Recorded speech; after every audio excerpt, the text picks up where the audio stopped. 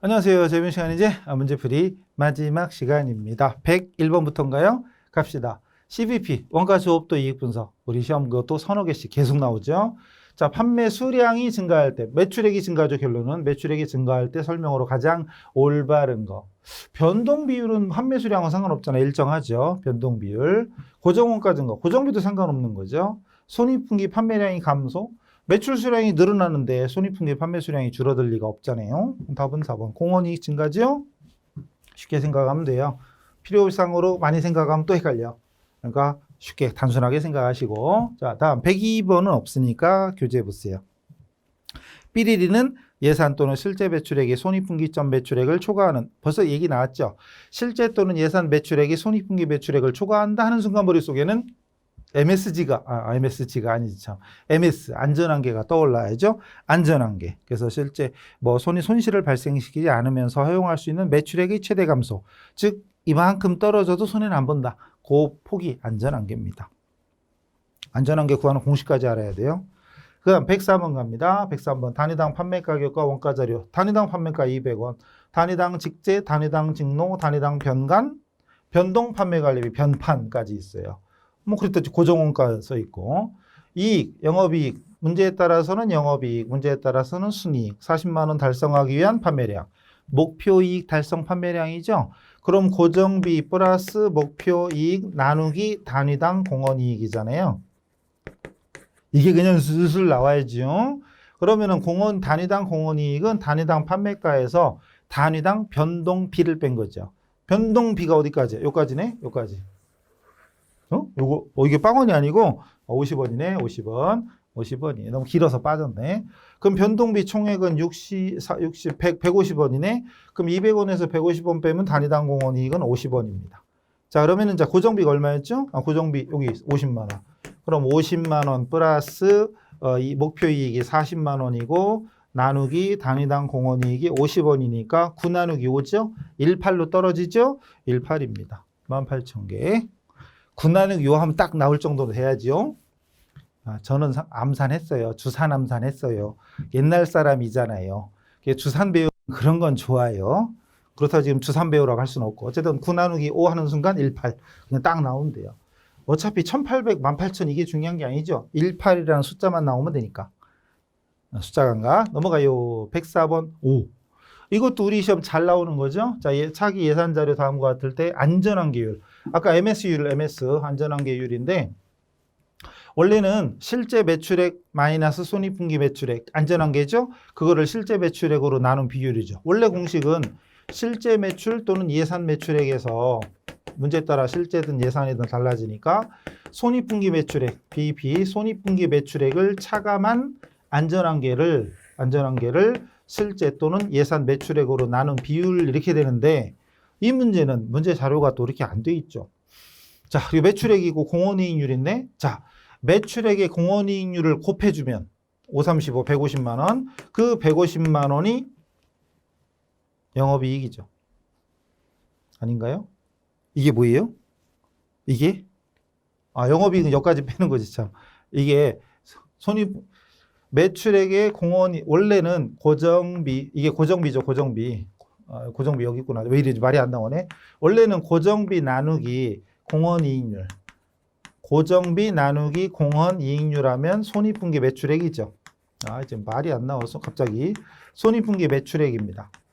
고정비 나누기 단위당 공원이익률. 근데 지금 공원이익률 써 있고 매출액 써 있으니까 매출액은 500이고 그다음 공원이익률을 곱해주면 원래는 고정비가 아니네. 전 손익분기 매출액이 아니지 참. 왜 이래 이거. 어쨌든 다시요. 매출액의 공원이익률 쉽게 생각해야 되는데 엉뚱한 딴 생각 잠깐 했더니 공원이익이에요 그냥. 미쳤나 봐요. 공원이익이에요. 공원이익률이잖아요. 지금 제가 손익분기 매출액을 딴 거 설명하려고 지금 준비하고 있다 꼬였어요.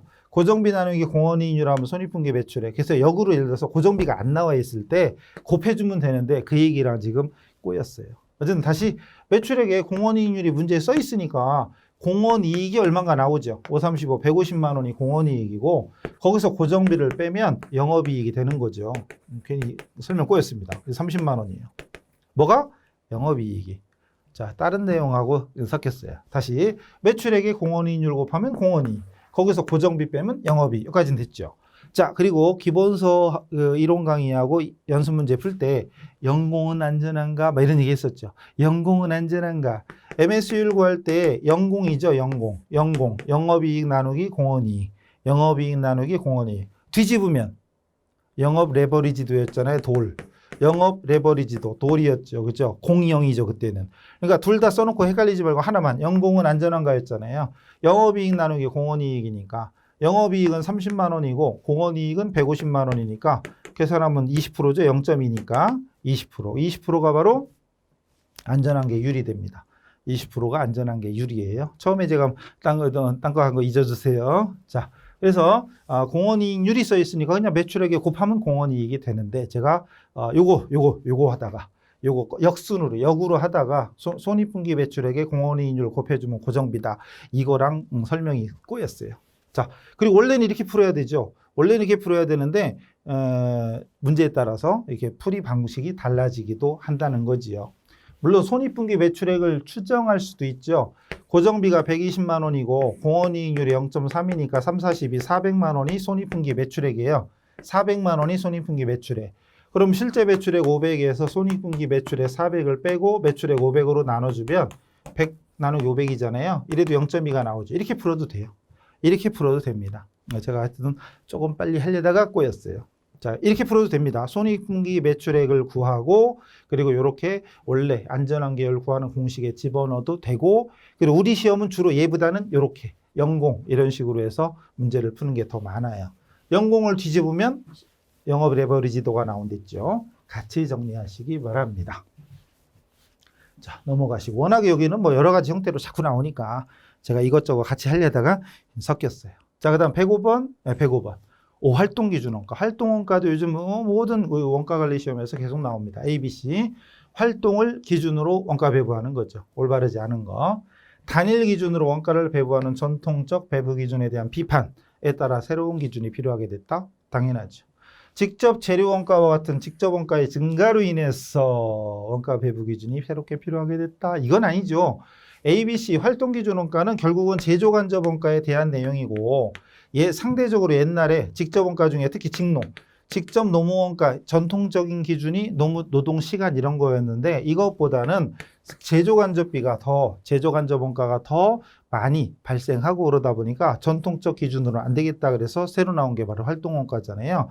그러니까 제조간접 원가가 더 증가되기 때문에 제조간접 원가 비중이 커지기 때문에 새로운 기준이 필요하게 되었다 이거죠. 제조간접 원가를 활동별로 A, B, C 할 때 A가 액티비티 활동이잖아요. 활동별로 배부함으로써 원가 동인에 따른 원가 계산이 가능해졌고 원가 동인을 파악할 수 없는 활동에 대해서는 전통적인 기준으로 할 수밖에 없다. 한계점이죠. 한계점. 장점은 활동별로 분류하기 때문에 원가가 정확해지고 성과평가가 확실해집니다. 단점은 그 활동 자체를 분석하는데 시간과 비용, 노력이 많이 들어간다 이거죠. 106번. 활동기준 경영관리 ABM이죠. ABM 교재에 보시면 나와 있어요. ABM 수행 단계. 활동 분석이 먼저죠. 이런 거 당연히 분석이 먼저 들어가야 돼요. 그리고 동인식별 측정인데 성과를 측정하는 건 마지막에 할 일이잖아요. 다 끝나고 성과를 평가, 분석하는 거니까. 그럼 순서 꾸지 안 해도 분석, 측정 이런 것만 봐도 답은 나오겠지요. 물론 암기 잘하는 분들은 암기 하셔야죠. 이런 건 순서니까. 눈치껏 찍어도 당연히 활동 자체를 분석하는 게 우선 무슨 활동 이런 거. 그리고 원가 동인식별. 그리고 원가 동인별로 배부율 결정. 그리고 배부하고 측정하는 거니까 눈치껏 해도 됩니다. 107 책으로 와야죠. 107로 옵니다. 107. 자, 이거 우리 시험 또 잘 나옵니다. 이거랑 뭐 자료가 비슷한데 107번은 거기도 자료가 많죠. 107번 보세요. 활동 기준이고요. 세 가지 활동이 있어요. 세척, 압착, 분쇄. 뭐 이렇게 많아. 세척, 압착, 분쇄 이렇게 있고요. 부피, 원가 동인, 배부 기준이죠. 부피, 기계시간, 분쇄시간, 원가 동인수가 10만 리터, 4만 5천 시간, 2만 1천 시간, 그리고 연간 가공원가 총액, 즉 제조간접 원가도 가공원가니까 즉 가공원가입니다. 결과적으로 각 활동별로 자 발생한 원가, 즉 세척부터 하면 20만 원 발생했는데 10만 리터예요. 그럼 단위당 따지면 단위당 얼마? 20만 나누기 10만이면 2죠. 2. 그리고 압착은 원가가 90만 원인데 4만 5천 시간. 4만 5천 시간 동안 90만 원이니까 나누기 하면 20이죠. 20. 단위당 20. 그리고 분수에는 105만 원 2만 천. 105만 원 2만 천. 암산이 안 되게. 105만 원 2만 천인데 일단요. 105만 원 2만 천 하면 근데 밑에 뭐 자료가 또 있네. 잠깐만요. 분쇄 공정의 원가 중에서 50만 4천 원은 고정 원가래요. 50만 4천 원 고정 원가래. 우리가 지금 활동 기준 원가하는 건 제조 간접 원가에 대한 거잖아요. 제조 간접 원가인데 변동 원가가 있고 고정 원가인데 고정 원가는 고정돼 있는 거니까 고정 원가니까 이건 빼고 하는 게 맞겠죠. 빼고 하는 게 맞아요. 그래서 결론은 105만 원 다 쓰면 안 되고 50만 4천 원을 빼야 돼. 그리고 뭐 X 제품 뭐 부피 이거 나오죠. 그 물어본 게 결국은 이거 X 제품의 단위당 판매가 재료 원가일 때 단위당. 결국은 X 제품 거 물어봤는데 일단 이거 풀 때 분쇄해서 총액은 105만 원이지만 거기서 50만 4천 원을 빼야 돼 일단. 그런 다음에 이게 2만 1000시간으로 나누면 단위당이 나오겠죠. 계산기 105만 원. 1050 빼기 504. 거기를 2만 1000시간으로 나누어주면 26. 이렇게 하면은 26이 나오네요. 맞겠죠? 26. 그리고 이제 X제품을 만들기 위해서, 이제 X제품이라고 나오죠? X제품을 만들기 위해서 밑에 보니까 20리터. 20리터를 사용했고, 압착은 뭐야? 30시간을 사용했고, 분쇄는 10시간을 사용했으니까 40원, 600원, 260원 이렇게 해서 900원이죠? 900원이 소요가 됐네요. 900원이 소요가 됐네요. 근데 물어본 게 뭐냐? 물어본 건 단위당 제조 공원이익이에요. 공원이익은 매출액 마이너스 변동비잖아요. 매출액 마이너스 변동비인데 자료 중에 보니까 단위당 판매 가격은 2,000원이라고 써 있고 단위당 판매 가격은 2,000원이라고 써 있고 판매 가격과 재료원가니까 재료원가가 300원이에요. 그럼 재료원가 300원에 가공원가 900원이니까 그러면은 1,200원. 그럼 2,000원에서 1,200원 빼면 800원이 공원이익이죠. 매출액 마이너스 변동비. 이건 재료원가에 이건 가공원가. 제조간접원가도 가공원가니까. 노무원가는 따로 안 써 있고. 그래서 800원. 그래서 답이 4번이네요. 활동원가는 이렇게 계산을 여러 번 시키죠. 단위당 배부율, 원가 동인별, 거기에다가 제품별로 문제에서 주어진 제품별로 곱해주고 이런 식으로 계산을 여러 번 시키는 거. 계산을 좀 귀찮게 하는 거지. 자, 다음 108번이죠 이제. 107, 108, 108. 이것도 활동 기준입니다. 그리고 X1년 20개를 생산했어요. 20개. 그리고 단위는 8개의 부품, 또 2시간의 시간이 8개 부품, 2시간 시간이 소요된다. 완성된 제품의 직제는 5만 원이고 다른 원가는 모두 가공원가로 분류한다. 기계 가공 검사 비슷하죠? 그리고 1월에 생산한 제품 20단위 생산했는데 총 제조 원가 물어봤어요. 총 제조 원가. 직제, 직노, 재간. 근데 여기는 뭐 직노는 없으니까 직제, 직접 재료 원가랑 가공 원가 이거 합치면 되는 거고. 자, 활동 기준 원가 요소. 기계 활동은 시간 기준하고 요소당 요소. 원가 요소가 요거니까 원가 요소당 400원이에요. 그럼 기계 부품. 근데 요거는 원가 요소가 완성 단위잖아요. 완성 단위. 이게 좀 헷갈리네. 얘는 쉽게 얘기하면 단위당인데 얘는 단위당이 아니에요. 완성 단위가 20단위죠. 완성된 제품 20개. 20개가 3,000원인 거예요. 완성된 단위가. 20개에 각각 3,000원이 아니라 20개의 총액이 3,000원이야. 헷갈리게 돼 있네. 그 다음에 여기 무슨 제품인지 모르겠는데 제품 20개를 생산했어요. 여기에 20개 곱해. 여기도 20개를 곱해. 근데 이건 20개 곱하면 안 돼. 20개 만드는데 3,000원인 거예요. 그럼 얘는 얼마? 248이니까 8,000원이죠. 얘는 28에 16, 16,000원이고 지금 다 단위당이죠. 그러니까 얘는 3,000원이에요. 맞나? 그러면은 24, 27. 24, 27. 8개의 부품인데 잠깐요. 잘못됐네. 부품이고 이게 아니야. 잠깐요. 여기 단위당 나와 있고 여기에 각 단위 완성된 제품 각 단위에는 8개의 부품과 2시간이에요. 기계 시간이 몇 시간이요? 2시간. 정말로. 부품은 8개. 이거 총액을 안 따졌네. 이거 800원이고 얘는 88, 64, 6,400원이네요. 큰일 날 뻔했네. 거기다가 검사는 그냥 총액이 3,000원인 거죠. 그럼 이게 얼마야? 이게 7이 102죠? 102. 1,200원. 그러니까 제품 하나당 1,200원이 들어가는 거죠. 자, 근데 물어본 건 총제조원가 20단위. 그럼 20개를 생산하는데 20단위를 생산하는데 재료원가는 8만 원이고 가공원가는 여기에다가 1,200원씩 소요가 돼요. 이게 얼마지 그럼? 이게 얼마예요? 여기 재료원가는 완성된 제품의 직접 재료원가는 5만 원. 이게 그냥 5만 원인가? 총액이에요? 단위당이에요? 어디 갔어? 완성된 제품의 직접 재료원가 그냥 5만 원이면 이상한데? 그냥 5만 원이면 가공원가는 이렇게 하면 이게 이 1,200원에 20 단위니까 20개로 친다면 20만 4천 원이죠. 거기다 재료원가 그냥 5만 원 하면 25만 원인데 단위수가 100만 단위잖아요. 그럼 이게 재료원가가 단위당이네. 완성된 제품의 직접 재료원가는 이게 단위당이에요. 단위당. 총액으로 따지면 여기다 5만 원 더해봤자 25만 원밖에 안 되니까 이건 아니죠. 그래서 결론은 문제에 따라 잘 봐야 돼요. 이상하네? 그럼 이러면 안 되겠다. 그럼 20개, 완성된 20개인데 5만 원씩이니까. 각 단위인데 여기 다른 건 단위인데 재료원가만 단위당이라는 말이 안 써 있어. 근데 단위당이라고 해야 돼요. 단위당. 그래서 결국은 5만 원 곱하기 20개. 그럼 5만 원 곱하기 20개 해야죠. 2만 원, 20개 곱하기 재료원가는 5만 원. 그럼 2, 50 하면 이게 100만 원인 거죠. 그래서 가공원가는 20만 4천 원이고 재료원가가 100만 원이니까 120만 4천 원이 된 거예요. 나왔다. 활동원가는 계산을 여러 번 시키는데 게다가 이거 지금 요 자료가 명확하진 않죠. 근데 문제는 명확하진 않아도 그 문제 자료에서 찾아서 답을 찾는 게 원칙이죠.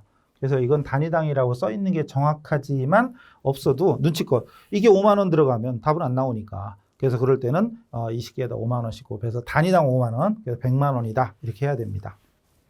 그래서 활동이 처음 볼 때는 자료도 많으니까 사실 더 헷갈리는데 몇 번 하다 보면 항상 자료가 숫자만 바뀌는 거에 불과해서 충분히 할 수는 있는데 급하면 안 보여요. 아까처럼 저도 저는 시험 안 보니까 근데 급하면 숫자가 다른 거에 곱할 수도 있어요. 그리고 이 문제는 좀 주의할 점이 완성 단위에 3,000원이에요. 헷갈리게 돼 있죠.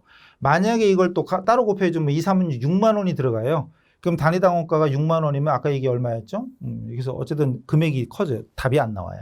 그럴 때 눈치껏 다른 거. 그리고 시험 보러 가서는 마음이 급하니까 하다가 계산 꼬인 것 같다. 일단 제껴.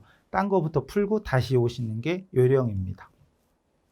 108번 됐고. 자, 109번. 오늘은 6개월 전에 차량을 400만 원에 구입했고요. 침수, 물에 잠겼어요. 차량을 더 이상 사용할 수 없게 됐다. 물에 잠겨서 며칠 더 있었나 봐요. 동 차량에 대해서 수리비 200만 원 들여서 250만 원에 팔거나 그냥 100만 원에 팔 수 있다. 메모론가 얼마냐? 답 나왔죠. 계산 필요 없죠. 메모론가라는 뜻만 알면 메모론가는 이미 엎어진 거 끝난 거죠. 이미 지나간 취득원가 얘기하는 거. 취득원가 얘기하는 거. 과거의 취득원가가 메모론가다. 더 볼 것도 없어요. 나머지 계산할 필요도 없죠. 수리비 들여서 250에 팔면 50만 원 남는 거고 얘는 그냥 팔면 100이니까 기회비용이 어떠냐 이런 거. 나머지는 다 기회비용입니다. 메모론가는 이미 발생한 과거의 취득원가 또는 여기도 만약에 없지만 만약에 감가상각 누계가 있다. 그럼 취득원가에서 감가상각 누계를 뺀 장부금액. 이건 이미 어쨌든 과거의 원가를 기준으로 계산한 거니까 그거는 메모론가다. 매월원가, 기발생 원가입니다. 110번. 자, 부품 A를 자가제조. 자가제조하고 있고요. 그리고 이와 관련된 자료 있고, 직제, 직농, 변간, 고간, 생산량 200. 근데 외부 업체로부터 200개를 단위당 300원에 공급하겠다는 제안을 받았는데 이 제안을 수용하면 자가제조보다 얼마나 유리 또는 불리하느냐. 유불리. 자가제조냐 외부 구입이냐. 이거 의사결정. 여러분 기본서에 보면은 예제 있잖아요. 기본서 예제를 참조하셔서 자가제조와 제조 그리고 구입 이렇게 비교했죠. 머릿속으로 그리면 되잖아요. 자, 구입하면 그만큼 지출이 됩니다. 반면 제조하는 원가가 절감된다. 이거 비교하라고 그랬죠. 그래서 회피 가능 원가잖아요. 회피 가능한 변동원가, 고정원가. 그리고 기회비용이 있었죠. 기회비용. 이런 것까지 감안하는 거 어느 쪽이 크냐. 자, 외부에서 구입한다면 200개를 300원씩이니까 결론은 6만 원이 되는 거죠. 저 회피 가능 원가, 직제, 직노, 변동. 요거까지. 요까지 변동이죠. 변동원가가 얼마예요? 3원에 35,000원 변동. 근데 고정비는 3만 원인데 문제 없죠. 고정비가 얼마가 줄어든다, 뭐 회피 가능한 금액이 얼마 이런 거 없어요. 뭐 모르는 거지 뭐. 기회비용 얘기도 없습니다. 뭐 임대 같은 거 없습니다. 결론은 그럼 자가제조 절감 효과. 외부 구입함으로 인하여 절감되는 효과는 35,000원밖에 없다. 그럼 35,000원이고 6만 원이면 6만 이게 크잖아요. 지출액이 많아. 비싸. 그럼 내가 만드는 게 유리한 거죠. 근데 물어본 건 수용하면이니까 만약에 외부에서 구입한다면 내가 만드는 것보다 25,000원이 불리한 거죠. 불리한 거죠. 내가 만드는 게 싸게 맥히는 거예요, 결론은. 그래서 머릿속에 구입하는 경우와 제조하는 경우에 비교, 어느 쪽 유리한지 비교하면 됩니다. 저렇게 표를 꼭 그릴 필요는 없죠. 설명상 그리는 거지. 111. 또 뭐다냐. 이것도 기본 강의랑 그리고 문제풀이, 단원별 문제풀이 교재 아마 보셨을 거예요. 우리 시험은 정직합니다. 나온 게 계속. 매월 1000개의 제품 생산하는 올해 단위당 판매가는 700원, 단위당 변동원가 500원. 뭐 공원이익 200원인가 봐요. 고정비는 월 20만 원이다. 자, 오늘은 내일로부터 특별 주문을 받았대요. 이때 유휴 생산 설비는 특별 주문 수량보다 부족하대요. 생산 능력이 좀 부족해. 그럼 이제 만약에 이 주문을 받아들이면 외부에 팔던 걸 빼다가 줘야 되는 공원이익이 감소되는 이런 게 있습니다. 그리고 특별 주문을 수락한다면 주문 처리를 위한 비용이 900원이 추가로 발생하고, 근데 특별 주문에 따른 의사결정하는데 관련 항목으로 짝지어진 거. 그럼 이거 계산할 필요는 없는 거잖아요. 계산할 필요는 없고 관련 원가와 비관련 원가 그거 찾는 거잖아요. 그럴 때 그러면 특별 주문으로 인한 변동원가, 공원이익 얼마 감소 이런 것들을 그리고 비용, 주문 처리 비용 다 고려해야 되지만 결론적으로 자 고정비 얼마였다. 고정비는 상관없잖아요. 그러니까 관련 원가 따질 때 고정원가 나오면 필요 없는 거예요. 비관련 원가죠. 고정원가는 변동원가가 관련 원가지 고정원가는 비관련 원가죠. 그럼 고정비 나오면 틀려요. 1번 고정비 탈락. 2번 고정비 없어. 그럼 사실 이게 답이죠. 특별 주문 가격 얼마였더라 여기? 400 단위 특별 주문이고 얼마였어? 안 써있나? 어쨌든 안 써있지만 그거 필요하고 단위당 변동원가 공원이익이니까 필요하고 주문 처리 비용 필요하고 기존 판매량 감소 생산 능력이 부족하니까 팔던 걸 빼다가 줘야 돼요. 다 관련 원가죠. 어쨌든 답이죠. 그럼 요거는 이제 3, 4번인데 3, 4번 지문에도 고정비가 써 있을 거예요. 3, 4번 지문에도 고정원가 써 있고 여기는 안 써 있네? 고정원가 써 있네요. 그럼 고정원가 쓰면 필요 없어요. 그래서 결론적으로 답은 지나간 2번이 되겠습니다. 그래서 계산하는 문제 아니죠. 그래서 특별 주문의 수락 여부도 잘 나온다. 확인하시고. 110 몇 번이었죠? 111번이었죠. 그럼 112번. 113이네. 112번 보세요. 교재 보시고. 특별 주문 계산 문제입니다.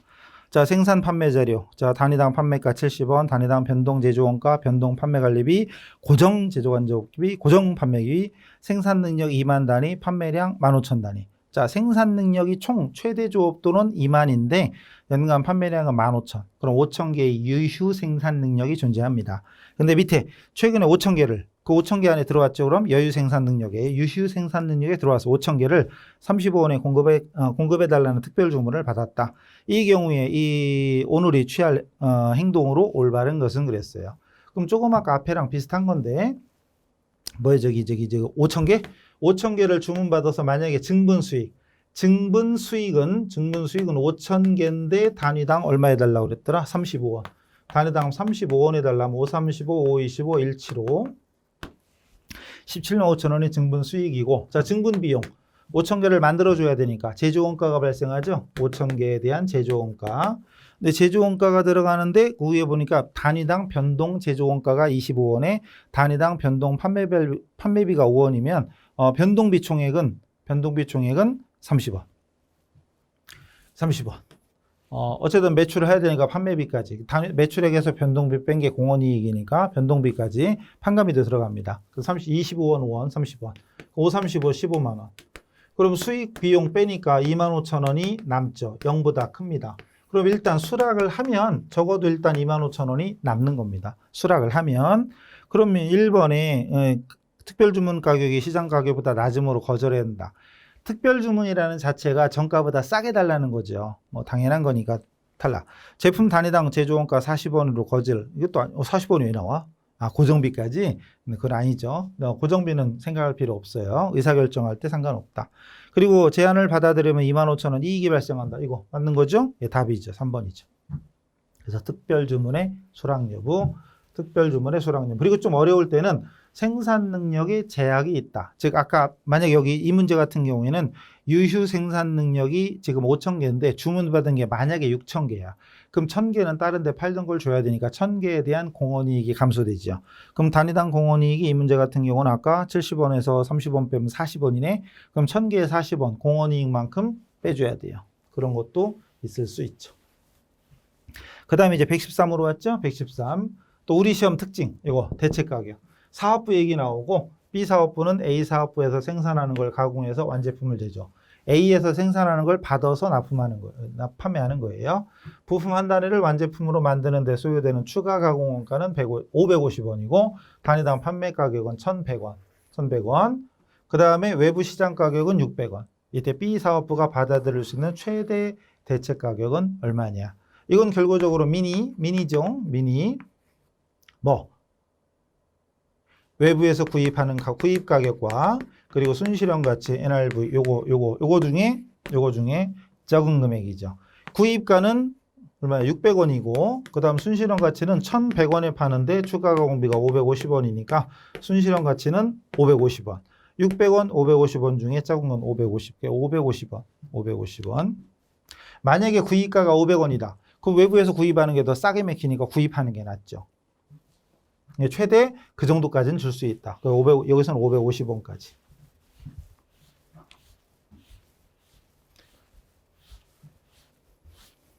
자, 다음 114. 네, 114. 오, 이건 뭐야?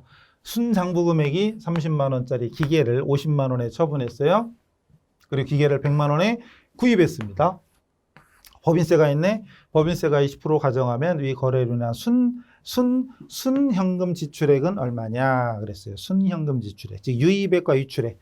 기계를 파는 거는 돈이 들어오는 거 유입이고 기계를 구입하는 건 유출이니까 순현금 흐름이잖아요. 그럼 유입 유출을 다 따지란 얘기예요. 그냥 현금 지출액 그러면 기계장치 구입액하고 세금 내야 되니까 법인세까지 고려하라는 얘기죠. 감가상각비는 고려하지 마라. 그러니까 유입은 처분으로 인한 50만 원이 유입되는 것이고 유출은 구입 100만 원에 처분 손익으로 인한 법인세, 세금이죠. 법인세. 자, 장부상 30만 원짜리를 50만 원에 팔았으면 처분이익이 20만 원이고 세율이 20% 0.2면 4만 원. 그럼 104만 원이죠. 그럼 유입은 50만 원인데 유출은 104만 원이죠. 세금까지 내야 되니까. 그럼 차익이 54만 원이죠. 어렵게 생각할 거 없습니다. 세금 내야 되잖아요. 그죠? 처분 이익이 발생하면 세금 내야 되고 물론 반대로 손실이 발생하면 환급 효과가 생기니까 반대가 되겠죠. 자, 115. 이것도 순현재 가치법, NPV 그리고 요거랑 같이 항상 나오는 거 IRR 이런 거 많이 나오는 거죠. 수익성 지수법, PI 이런 것도 있고 순현재 가치법에 대한 설명 올바르지 않은 거. 상호 독립적인 투자안의 경우 가치가산의 원칙이 성립된다. 가치가산의 원칙이 성립되는 건 순현재 가치법이죠. 1안 순현재 가치 100억, 2안은 50억, 합치면 150억 이런 거 가치가산. 주의할 점은 IRR은 가치가산이 성립되지 않죠. 10%는 20%가 아니라고 그랬으니까. 10억은 20억이 맞지만 그리고 독립적인 투자안에 대한 의사결정할 때 순현재 가치가 0보다 크면 채택하는 것이고 0보다 적으면 기각하는 거죠. 순현재 가치법에 의하면 기업의 가치를 극대화할 수 있는 투자안을 선택할 수 있고 순현재 가치법은 화폐의 시간 가치를 고려하는 거죠. 고려하는 건데 하지 않는다고 했으면 틀린 거죠. 자, 그래서 NPV하고 IRR은 화폐의 시간 가치를 고려하는 것이고 내부 있죠? 회수기간법, 회계적 이익률법 이런 건 현재 가치 고려하지 않는 거죠. 화폐의 시간 가치를 고려하는 것들이 지금 NPV, IRR 되게 중요한 거죠. 자, 116이 없네. 116 봅니다. 짧은 거 이런 거 시험에 잘 나오죠. 원가 중심점, 수익 중심점, 이익 중심점, 투자 중심점, 원수이투 있죠. 원가 중심점, 수익 중심점, 이익 중심점, 투자 중심점 중에 이 문제는 원가와 수익 모두에 책임지는 건 이익 중심점. 원가 중심점은 원가만 책임지는 거고, 수익 중심점은 매출만, 이익 중심점은 수익과 원가를 다 고려하는 것이고, 그리고 가장 넓게 하는 건 투자 중심점이죠. 답은 1번. 그 다음 117 이거죠. 성과평가 제도를 올해 처음 실시했다. 그래서 성과평가인데 올바르게 이루어진 걸 골라라. 올바르게. 구매팀장, 최근 중동 지역의 민주화 시위로 인해서 원유 가격, 석유 가격이 올라서 구매 대상 가격이 상승했다. 그래서 다른 부서와 달리 구매팀장 월급을 동결시켜버렸다. 뭔 소리야. 중동에서 전쟁 나고 시위하고 그래서 가격이 올랐는데 구매팀장이 뭔 재주로 그걸 막을요? 막을 수가 없죠. 이건 통제할 수 없는 겁니다. 안 되는 거지. 잘못된 거고. 올바르게니까. 영업부장, 달인의 영업부장은 기말에 매출액을 늘리기 위해서 대리점으로 밀어내기식 매출, 이 자체가 틀렸지. 이건 뭐냐. 무조건 그냥 매출만 올리면 되니까 가격 싸게라도 막 밀어내기 하는 거예요. 그 거래처에다가 많이 사라. 싸게 줄게. 그래서 매출은 자기는 늘어나지만 결론적으로 장기적으로 볼 때는 회사에 악영향이 생깁니다. 자, 밀어내기 자체가. 그리고 승리냈대. 이건 진짜 지만 살자고 하는 거죠. 어쨌든 결국 회사로 볼 때는 마이너스예요. 현실은 이런 거 많죠. 영업사원이 자기 책임 좋게 하려고 월말에, 매월말 또는 연말에 막 밀어내기 하는 거예요. 근데 장기적으로 볼 때는 그게 회사 시장의 가격을 흔들 수도 있고 안 좋은 영향이 많습니다. 자, 그 다음에 대전 공장장은 태풍 피해로 부산 공장 가동이 10여일간 중단되어서 손실을 입은 달인은 책임을 물어 공장장 해고. 이런. 태풍도 마찬가지죠. 태풍 오는 것 때문에 그런 걸 어떻게 하냐고, 자연재해를. 이걸 그 사람 공장장이 너 잘못했어 이렇게 해서 평가하는 거 말도 안 되는 거죠. 이건 회계 안 배워도 할 수 있는 겁니다. 어쨌든 얘가 맞겠네 그럼. 답은 4번이에요. 별 것도 없이. 그래서 천재지변이나 불가피한 이런 통제 불가능한 사건에 의해서 책임져라 그러면 말도 안 되는 겁니다. 답은 이거죠. 내용은 상관없이.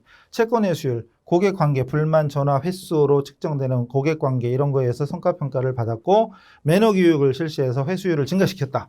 불만을 줄였다. 이런 것들 성과평가에 반영하고 승진 접수에 반영하고 이런 건 당연한 거죠. 맞는 거죠. 118. EVA. 자, 이것도 거의 마지막에 우리 시험 계속 나오는 거죠. EVA 증대시키기 위한 방안 중 가장 올바르지 않은 거, 틀린 거.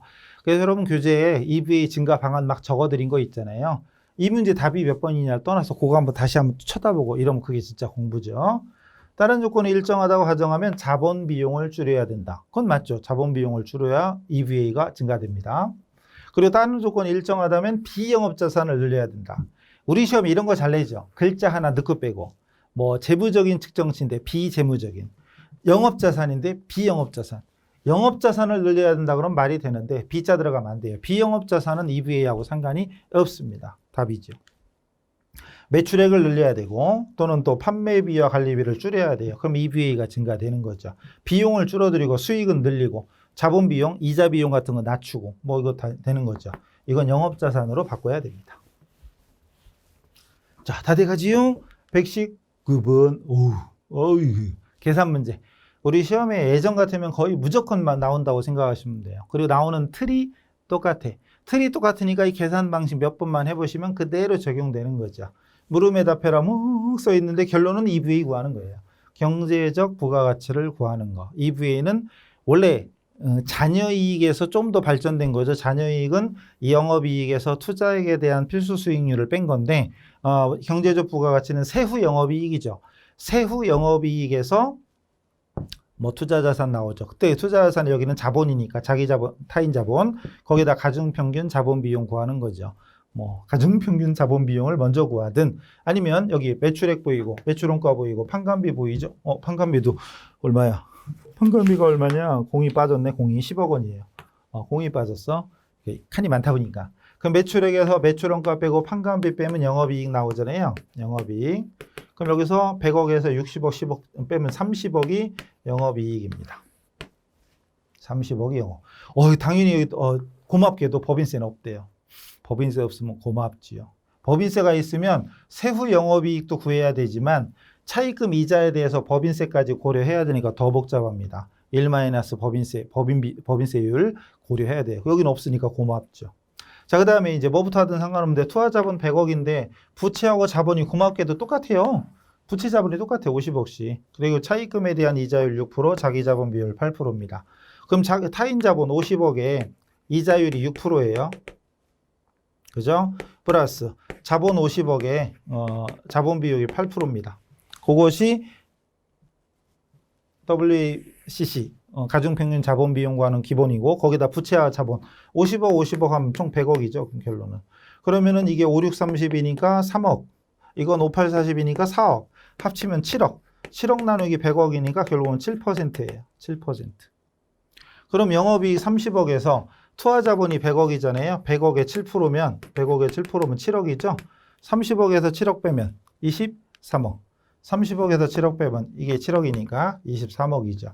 그래서 가중평균 자본 비용을 구하고 부채와 그 자본 다 합쳐서 구하고 그리고 원래는 세후 영업이익인데 여기는 법인세율이 없으니까 다시 얘기하지만 법인세율이 있으면 여기서도 세율 적용해야 되고 여기서도 세율 적용해야 돼요. 이자 기본서하고 단원별 문제 보시고 여기서 끝까지 하려면 길으니까 빼요. 자, 그 다음에 마지막 문제죠. 이제 2부에는 어쨌든 이 숫자가 거의 조금 변할 수는 있지만 이 구조가 똑같기 때문에 가중평균 자본 비용 구하는 거랑 영업이익 구하는 거 또는 세후이익 구하는 거 그거만 주의하시면 되고요. 법인세가 있으면 최악이죠. 그럼 그건 나중에 한 번쯤은 할 걸요 아마. 자, 이제 마지막 문제 봅시다. BSC. 이거 말고 이제 또 최신 원가 계산 중에 품질 원가 이런 게 나오긴 하는데 일단 BSC입니다. 균형 잡힌 성과 평가표죠. 원래는 균형 잡힌 성과 평가표 줄여서 균형 성과표 BSC. 장점으로 올바르지 않은 거. 장점이 아닌 거죠, 결론은.